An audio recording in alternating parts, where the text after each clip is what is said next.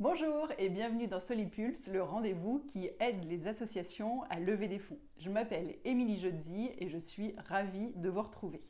Aujourd'hui, on va s'intéresser à votre campagne de fin d'année et de manière générale à vos campagnes d'appel à dons avec pour mot d'ordre anticiper. Planifier vos campagnes, c'est extrêmement important et du coup dans cette vidéo, je vous le démontre si je puis dire avec 5 raisons. La première raison, en anticipant vos campagnes de levée de fonds, vous allez pouvoir recueillir toutes les informations pertinentes dont vous avez besoin auprès des membres de vos associations, que ce soit des bénévoles, des salariés, les chefs de projet, les fonctions transverses, peu importe, vous allez pouvoir comme ça recueillir tous les éléments qui vont vous permettre de produire le meilleur appel à dons avec les informations les plus pertinentes.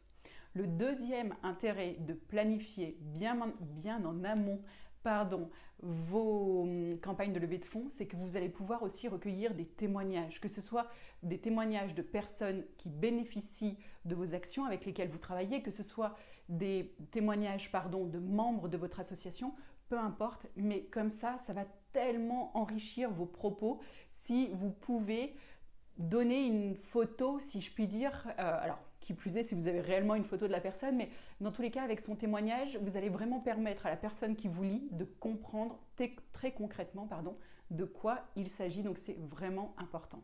Le troisième intérêt à planifier et à anticiper vos appels à dons, c'est de pouvoir chauffer, si je puis dire, votre audience. Donc c'est un terme qui fait très marketing, mais l'idée derrière, elle est toute simple, c'est que vous ne débouliez pas un jour auprès de votre audience en lui disant « Bonjour, on a tel projet et on aimerait que vous nous souteniez ».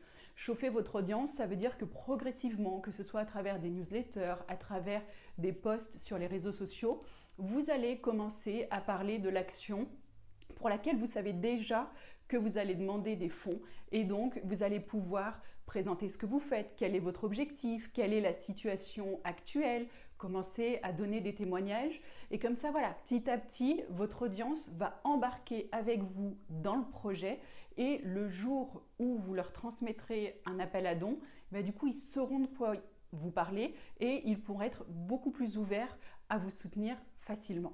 La quatrième raison, c'est de pouvoir fédérer le maximum d'interlocuteurs, le maximum de relais, plutôt si je puis dire, pour diffuser votre appel à dons.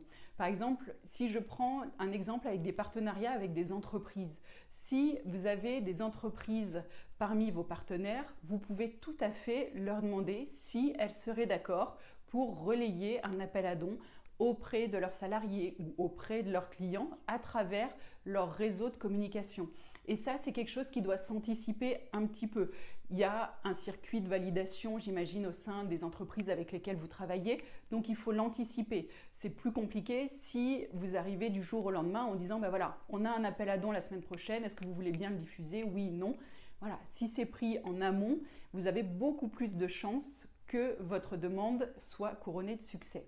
Et enfin, la dernière raison pour laquelle il est vraiment important d'anticiper vos campagnes, c'est qu'aussi ça vous permet de développer sereinement tous les outils dont vous allez avoir besoin.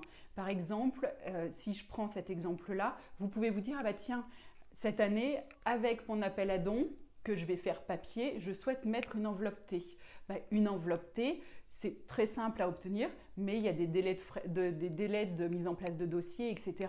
Donc, plus c'est anticipé, plus vous pourrez organiser tout cela tranquillement. Voilà, j'espère que ce que je viens de vous dire vous sera utile et vous aura plu. N'hésitez pas à me le dire avec un pouce, une étoile, un cœur, ce que vous voulez. N'hésitez pas également à me dire si vous souhaiteriez que j'aborde d'autres sujets. Ce rendez-vous est vraiment le vôtre, donc je souhaite faire tout ce que je peux pour répondre aux problématiques que vous vous posez. Si vous avez des remarques, des questions, je vous donne rendez-vous en commentaire.